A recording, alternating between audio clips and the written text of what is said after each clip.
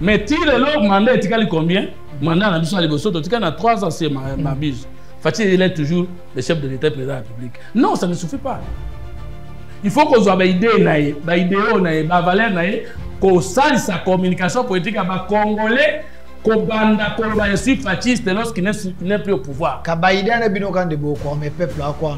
Parce que rien n'est fait. Quelles sont les idées? Écoutez à la fin, écoutez à la carte, il y a Mitré, il y a Congolais, il y a Fatih, il y a Félix Tshisekedi. Parce qu'il semble que les idées n'existent pas selon les opposants. Peuple a la ratée. Vous tâtonnez, le régime est à peuple a la ratée dans la politique. Il n'y a que l'élite qui existe. Ngana Kanisi qui est un sauveur. Mais le sauveur du Congo, ce n'est pas Kabila, parce qu'il a fait 18 ans au pouvoir. Le but qu'on a sauté à maintenant qu'il est condamné à mort. Condamné à mort abusivement, parce que vous ne voulez pas Bayako sauver Congo avec les Matata et les autres, parce que les mal est profond. Les gens aujourd'hui regrettent Kabila. À l'époque de Kabila, c'était mieux.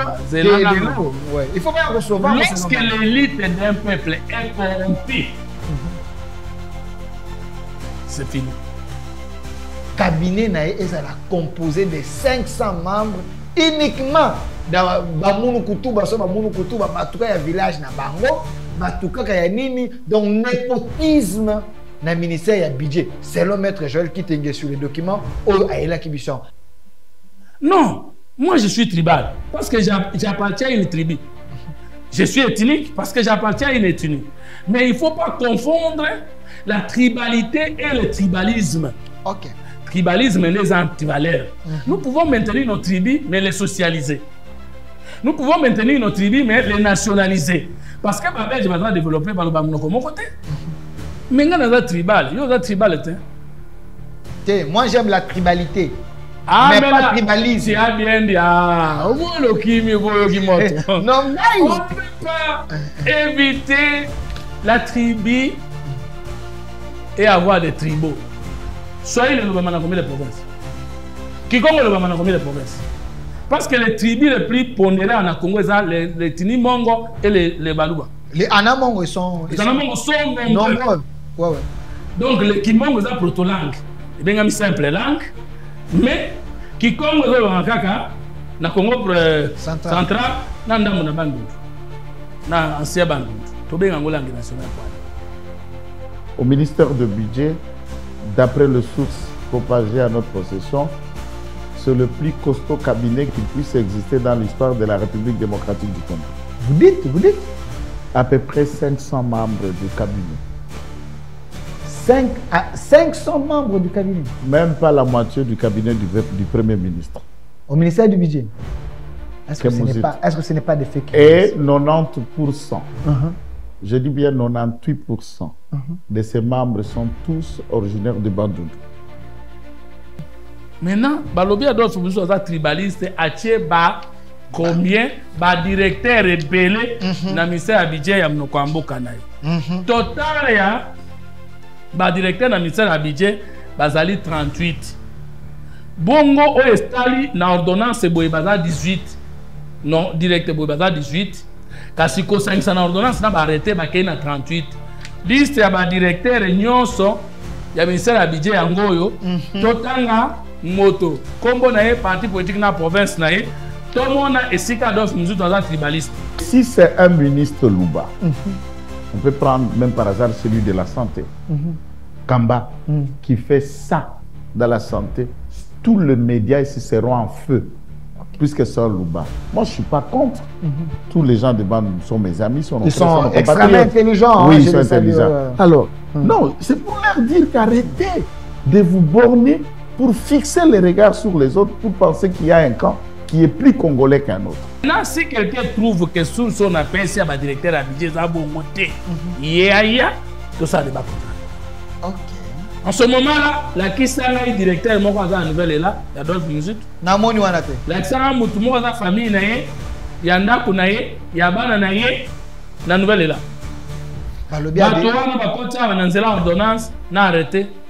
D'abord, Blanchard Mungomba du Kaba, puisque le directeur de Kaba. Un homme très intelligent, Mungomba. Mungomba, il habite d'ailleurs dans la maison de l'actuel directeur de paix qui a été nommé par Mozito. Ok. Vous voyez? Et ici, il faut qu'on note. Voilà des personnes nommées et placées par M. Muzitu Nkei. Il y a d'abord lui-même du Grand Bandundu, Kei du Grand Bandundu, un staff, par exemple la direction de paye, 11 personnes qui composent la direction de paye nationale pour l'État congolais national. Un directeur en tête, secondé par 10 chefs de division. Les directeurs de paye, eux cousins de M. Kei, tous de Maïndom, il l'a nommé. La direction de liquidation, on place Bandundu. La direction de liquidation 4, liquidation 5, liquidation 6, c'est la fille de M. Kei, Mpia Kei Merveille, qui est placée dans la direction de paie. Donc le PRCG, Merveille, gère le paye. Et si la fille mérite, elle a étudié, elle est compétente, ça vous génère. J'en arrive, son fils, Gédéon Kei, a été nommé chef de division.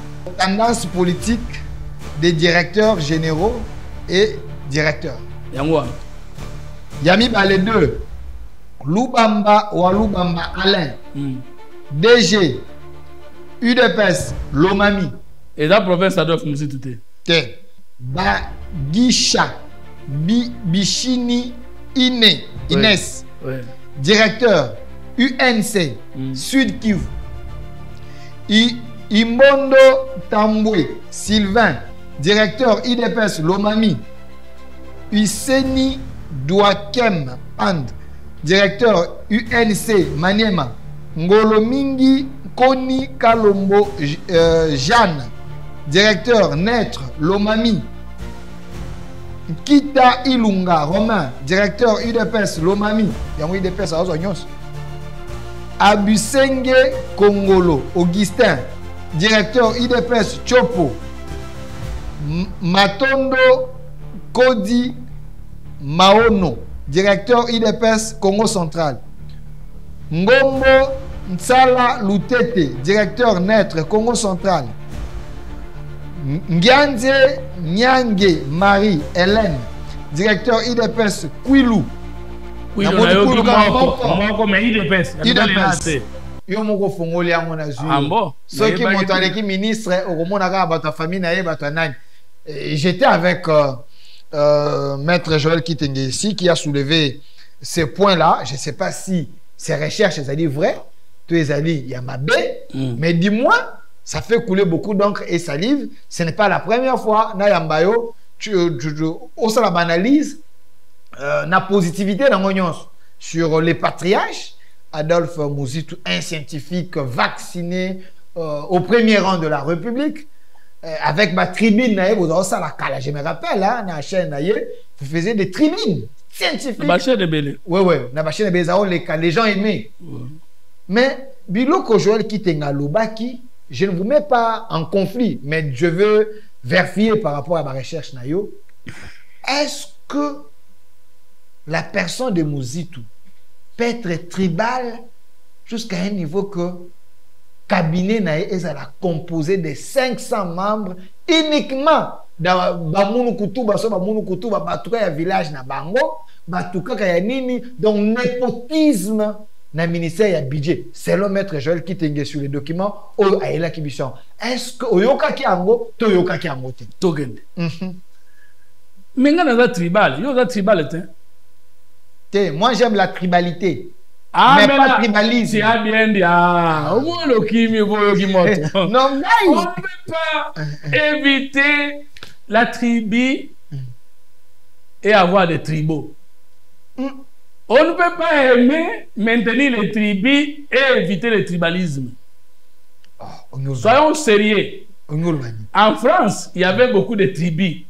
Ils ont fait des révolutions, ils ont cassé les tribus au profit de la nation française. Ils ont tué des langues pour la valeur commune qui est la France.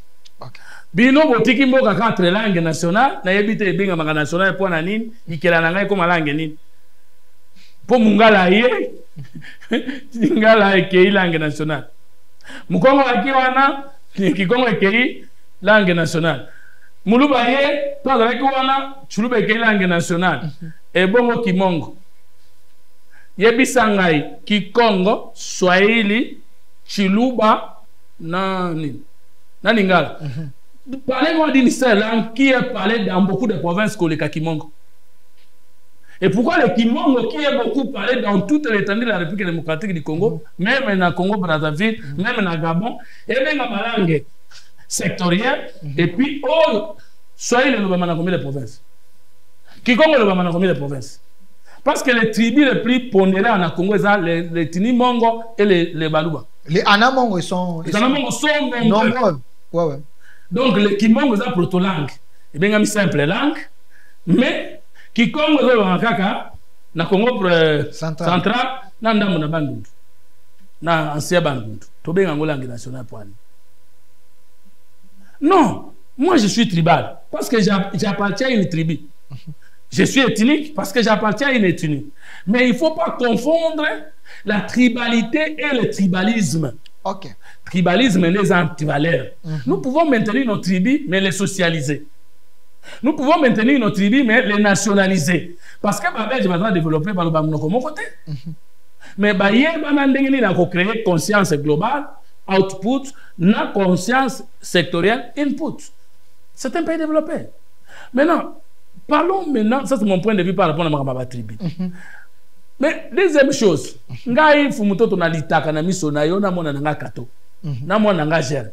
Pour ne citer que Bawana. Na mona nga Myriam. Gère Mazan licencié dans les relations internationales dans le chômage. Kato a licencié dans informatique dans le chômage. Myriam Mazan licencié dans droit dans le chômage. Madame Mazan licencié dans le chômage. Ce qui n'a pas Moussala Siko, vous voulez que je commence par quoi? Par où? Ouais, je parle de moi-même. Que je commence par où? Parce que dans l'union sacrée, ça fait 4 ans, nous avons la famille dans le chômage. Après, il faut que nous Moussala. Nous avons la famille, nous avons chômé. Au bien, nous avons tribalisme. Mais nous avons chômé. Mais nous avons chômé. C'est ça le tribalisme. Et ceux qui méritocratie, c'est c'est tout le bien. Ok. Tout ce qui peut m'arriver, j'accepte. Mais pourvu que nous dans le basket, je pense. Ok. Vous comprenez? Ce que vous avez na bato mosusu, ce qui n'a joué bango est malam. Mais bana na na joué bango est mabe. Mais Tshisekedi le président et le chef de l'État. Est-ce qu'il est là parce qu'il est le fils biologique du Sphinx de l'Imité? Il est là parce qu'il a suivi les combats et la lutte de son père. Tshisekedi père est non seulement papa biologique à Tshisekedi fils, mais aussi son leader politique. Et mon fils Jérôme, je suis son idole. Ce qui n'a pas Moussa, ça n'a rien. Donc, il n'y a que les enfants des politiciens qui ne méritent pas entrer dans les cabinets de leurs frères, de leurs papas. Non, ce n'est pas ça le débat. Le débat, c'est que est-ce qu'on a éliminé les autres qui valaient la peine, on lié place de nos frères. Là, c'est le tribalisme. Je ne sais pas si on comprend. Lorsque il y a des meilleurs que chez toi, comme si dans notre tribu, il n'y en a pas. C'est déjà l'antivaleur. Alors, qu'est-ce qui s'est passé au ministère du budget? On va répondre. Maintenant, pour Adolphe Musitu, heureusement, on défend la Fachi, on défend la Moutounion, on a yébé ta Rosunga, Fachi. Et dans le cas de tout à l'heure, au bandi, on met ta doudou famba, aussi la nayo. So bandi, on met ta doudou famba, aussi la nayo. Mais à Congo, Limbo, ne verrait pas de caisser. Et puis, Bumba, Daniel Bumba, gouverneur à ville, Moutima Malamu, Vari Ben à maintenir. J'aurai bientôt dans ma capitale plus de 300 km de route. Nazo le Kanamutu Katona Makolona à l'aise. Koyo, Bunda Mangana Sani. Mboko Misane Yanga. So Babongi Sringambok. Dossier à Mouzitu, Toko, Nazo Kota. Nazo Kota. Le ministre a fini à Toré, Passalini. C'est là. Mouzitu Nan. Venez avant Kyoyo, Kombo Nan. Wames. Ndeko Wames. N'ayez été la monnaie payée. Quand on va nous attaquer, aux Anangai. Pour le nini, il y a le $100 na 285. Obi pour le $1 mais ça vient en vérité. Nga sirikaki.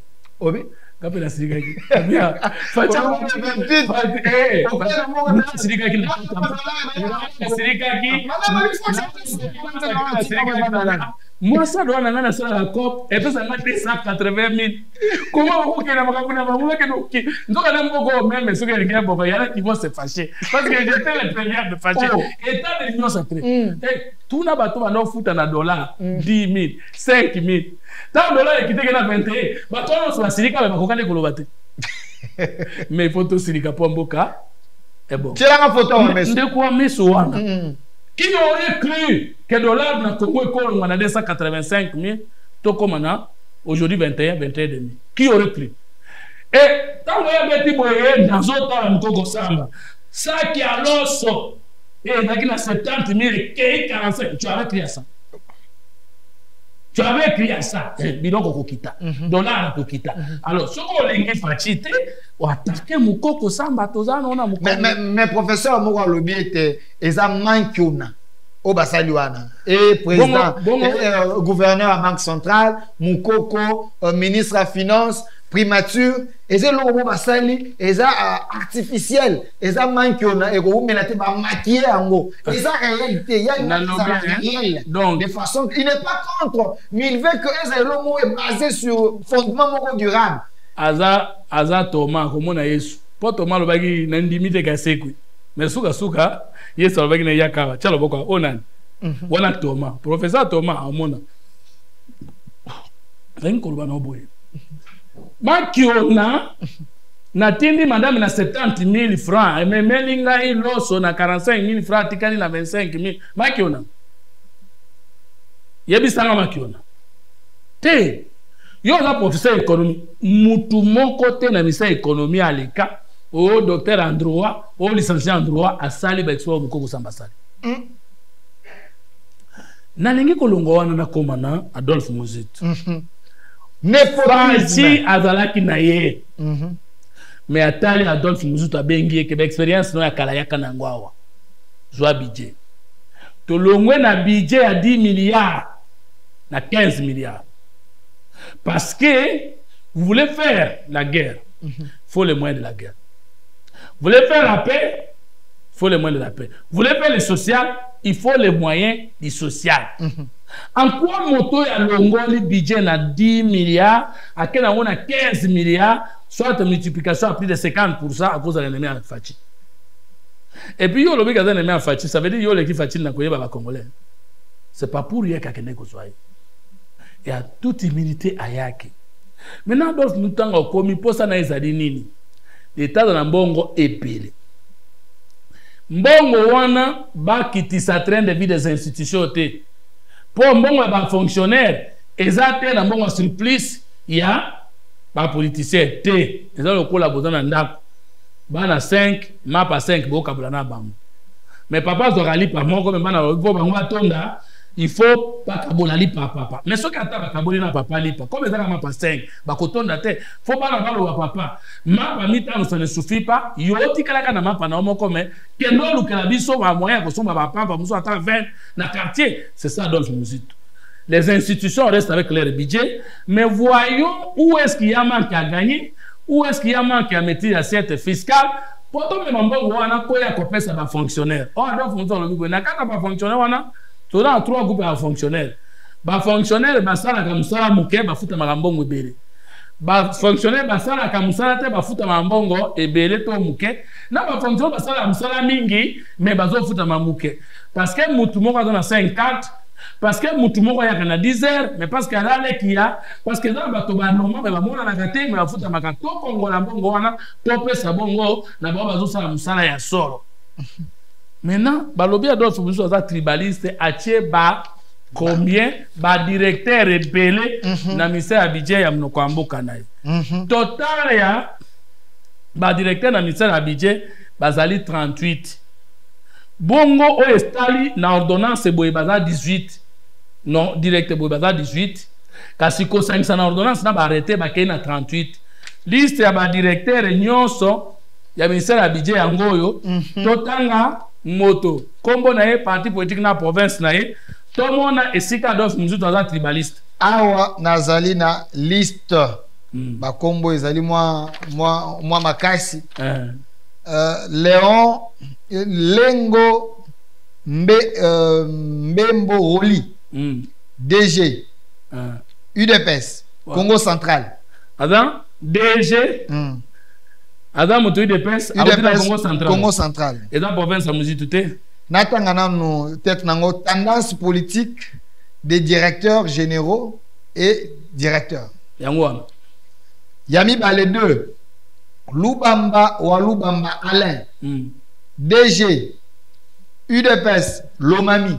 Et dans la province, ça doit me tout est. 3. Bagisha. Bichini Inès. Ouais. Directeur. UNC. Sud Kivu. Mouzou Tadap. Ok. 4. Djamba Ochudi Eric, directeur UDPS Sankourou. Imondo Tambwe Sylvain, directeur UDPS Lomami. Iwala Sampapi, directeur UDPS Maïdombe. Lusambandaya, directeur Netre Kassai. Mavouela Nzazi Francis Emmanuel, directeur Netre Congo central. 10. Rugabwa Bagalwa Jean Bosco, directeur UNC Sud Kivu. Nzalingomo Misambo Fidel, directeur IDPS Maïnombe. Kalala Kaza Dikizito, directeur IDPS. IDPS na IDPS. Lomami. Loali Eyaya Caroline, directeur Netre Chouapa. Mouyimuke Bajan, directeur UDPS Kassai. Mouya Tumba Clément, directeur UDPS Kassai. Useni Douakem Pand, directeur UNC Maniema. Ngolomingi Koni Kalombo Jeanne, directeur Netre Lomami. Ngambo Charikwa, directeur UNC Sud Kivu. Kita Ilunga Romain, directeur UDPS Lomami. Yango UDPS a Ozonyos. Ngoi Impoko Achille, directeur UDPS Maïnombe. Ngongo Saloumou Michel, directeur UDPS Maniema. Abusenge Kongolo Augustin, directeur UDPS Chopo. Abedi Wakalondela Junior, directeur UDPS Maniema. Bimbombe Mwamba Bob, directeur UDPS Kassai. Bouyeye Sanga Augustin, directeur UDPS Olomami. Kabeya Bilomba Damien, directeur UNC Kassai. Matondo Kodi Maono, directeur IDPS Congo central. Voilà. Moma Bokonda Régine, directeur Netre Équateur. Nyamabo Kasukaja Faustin, directeur IDPS Kassai. Ngombo Ntsala Lutete, directeur Netre Congo central. Nzita Ntsumbu Gaspard, directeur INC Congo central. Roi Massa Passion, UNC Sud Kivu, directeur. Ngianze Nyange Marie Hélène, directeur IDPS Kwilu. Mais IDPS. Oh là là.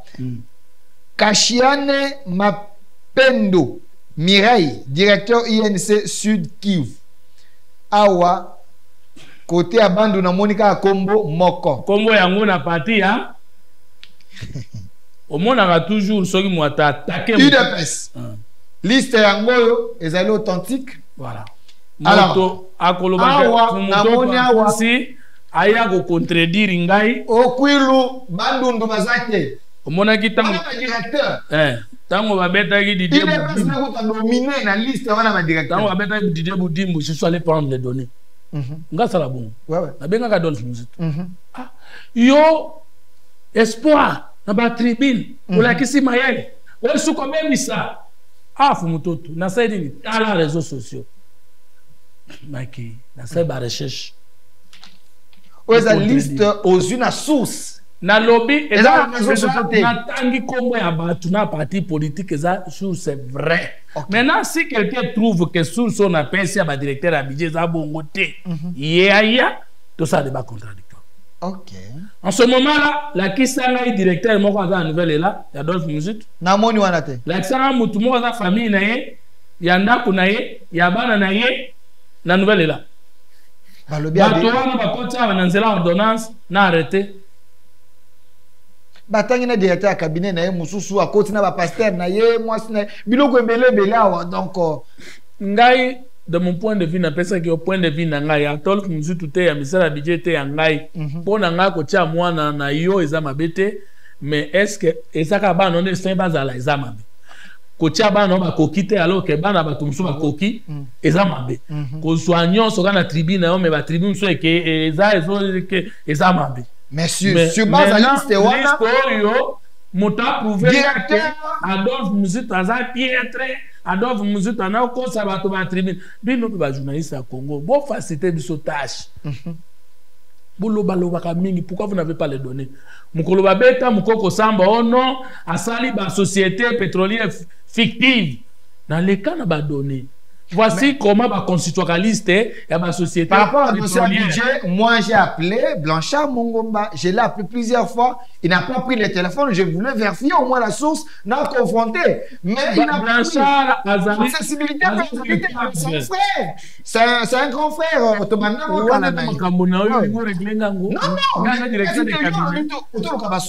mais yo le biga lelo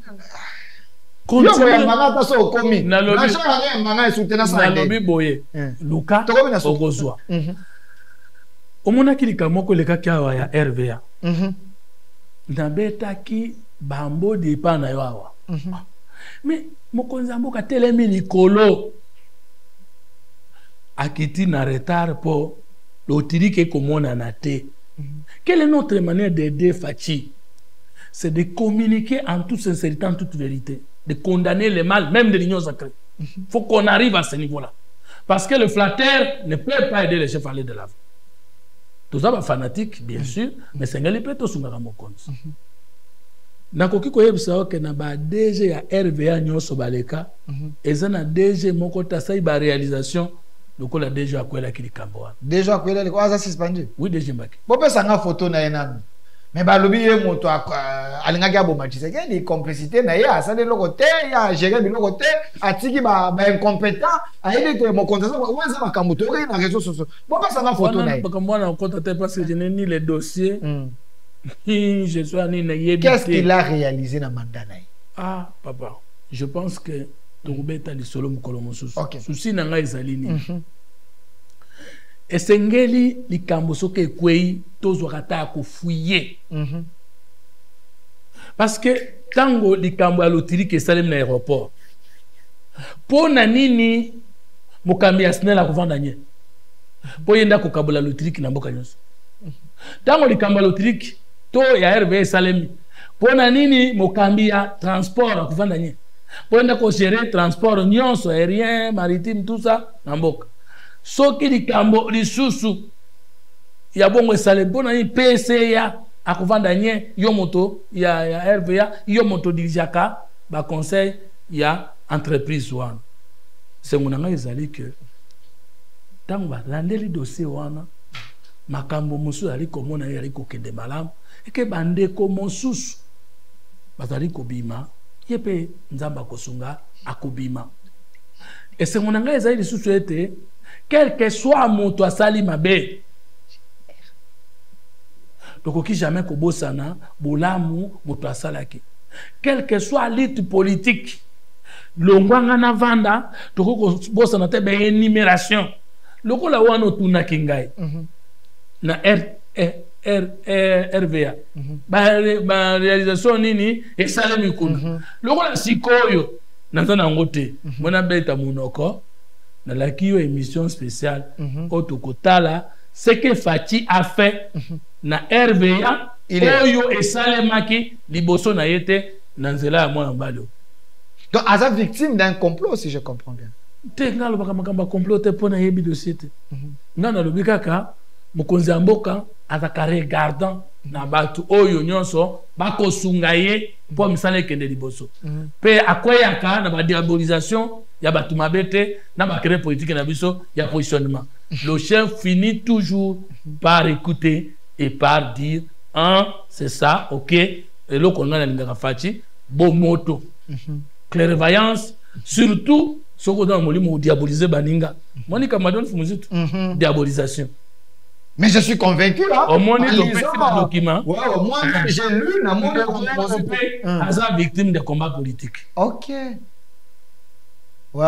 Je voyais là dans les réseaux sociaux, même avant que le fait arrive, il était attaqué par voilà. Et Bandaki, tout ça dans la laba. Tout ça. L'ironie du sort de Salé, que le quoi de Salémi. Mais beaucoup de ça. Trouvez-le nous les éléments, ce qu'il a fait quand il était DG. Oui. Ça vaut la peine. C'est quand quelqu'un ne parle plus que ses œuvres doivent parler. Je suis un peu ceux qui dit qu'il ne pense pas qu'il va revenir. Il n'a habité l'UPC à quel pouvoir. Il ne pense pas que le DG va revenir. Ça, ça prouve qu'il est victime d'un complot politique. Mais qui a le pouvoir de dire Motokozonga, Tokozonga, t'es affachi, non? C'est ça. C'est ça qui devient louche. Donc, c'est pas bon. Positionnement d'intérêt, tout ce que mokonzi akende liboso et mutunyo to moni de na tseke ndeko ameso ndeko mukoko mutunyo to moni ke yena ko tombola bendel tozana ye tingama ndeko fumutoto to silisi émission mais yo tumbola kingai bo pesa nga photo Dudu Fwamba to silisa na ndeko fumutoto tumboli ngai ka tumboli onde pesa nga photo Dudu Fwamba ndeko fumutoto ebi na mikolo yo na landi na ba réseaux sociaux bato ba leli ba lobiete.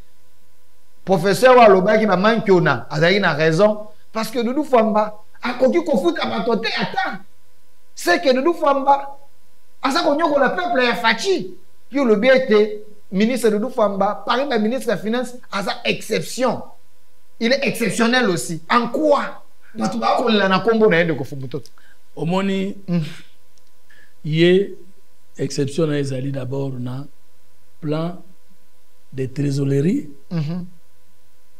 na politique budgétaire. Omoni exception na ezali na priorisation des dépenses de l'État. OK. Omoni makoki na ezali na viabilité ya mbongo na caisse.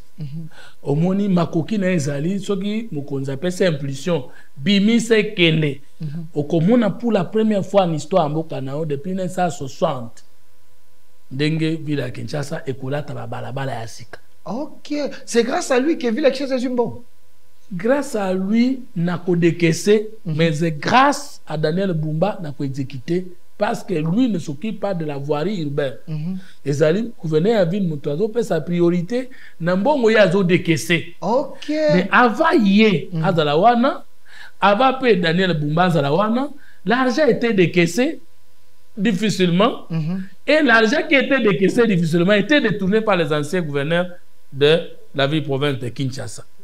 Dès le Kobiso Tolingi Yangouana, ba dépenses qui awa, l'état général de l'éducation. Doudou Fwamba pose la question. Ce qui total état général de l'éducation, état général de l'enseignement, état général de la justice. Yo lingi koloma monsieur le ministre que na sale matava yo ya mais sikoyo au lieu de msesu mbongo pour l'état général ya sika na no sala ya kala en état de lieu Doudou Fwamba kotuna OK kopesa mbongo ebele pona okena ba voyage na kopesa mbongo pona kobakisa ba policier na ba mito na front wa pesa priorité et loko ya sali ya koleka baninga yango to baza ko inele pona aza ko bomba mosolo mboka aza ko dépenser on a biloko za utile priorité esika ezalaki kokende pona bambenga ya batu afungoli esika ebongi pona peuple bongo bakolinga yendenge donc bakolinga ete moto bomba mbongo bakolinga bo parce que ya ko na makambo konza mboka peuple ya mokonza mboka sepela nde bilenge to kanisa ke soki lobipso za pembena mokonzi otokosala nde obaninga basalaki na otobombaki kosala. Donc Doudou Fwamba, c'est un Congolais de bonne qualité. Ponanga. Merci. Merci à vous. Merci également à Batonio Sobalandi Bisson de Kofumutoto. Tozo que moi molai, mais c'était important parce que Marambolo Baray tout quand on m'a mais monsieur va se péniter, monsieur va me dire bah moi. Je l'ai fait ça mbote na bato balinganga te. Bozo la calme. babi pe ba ko nommé ote tilelo mutoto kaka koloba la koloba wana yombo a famille ba ko nommé ote. Merci à vous. Merci. Au moins le provoquer na so. Non mo ka inyo saka mo ngi poko lokate. Merci de vous mutoto d'avoir répondu à notre injustice. Au moins mutu bon mais a répondu. On a oublié de la nation. Quand on m'a dit que mutoto yo otika la gabo. So moni na suksana. Merci. Yo lingo regretter pour na koloba. So ko ba mo no maka mutoto qu'est-ce que le pays gagne. Merci. Merci monsieur Fumutoto d'avoir répondu à notre invitation. Ba détracteur na yo ba ko yemba na réseau so ba koti ba jeune ba no mokate.